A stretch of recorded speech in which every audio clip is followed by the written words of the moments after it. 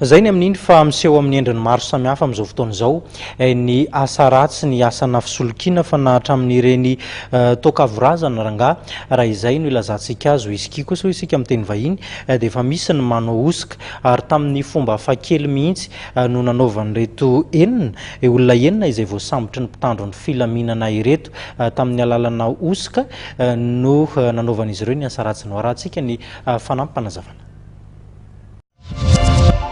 Olona misy enina ka vehivavy roa ny voasambotry ny polisy avy ao amin'ny sampandrarany police judiciaire ety amin'ny faritany Amboda no niresaka fanamboarana sy fivarotana toaka hosoka, whisky, red label sy G&B.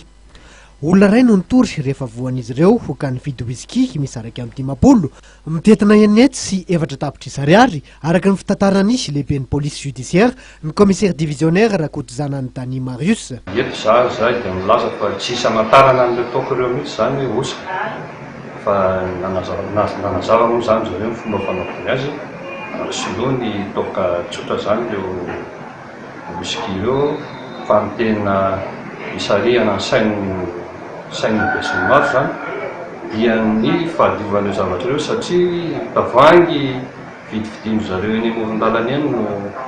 anaovan'izareo any zavatra. Manana teknika manokana reto mpanamboatra whisky hosoka reto entina mitahanareo mpanjifa. Fanamboaran-jalazy zany dia alainy le toaka le tsotra dia ampidiriny anatin'le tavoangy misy tavoangy zay avy misy red label sy G&B dia saromany jala dia maka indray izy solofamina zany zay vidiny any amin'ny araka ny teniny dia iny apetany eo amin'le lohan'le tavoangy zany dia saromany ao dia ohatrany hoe kasite le toaka be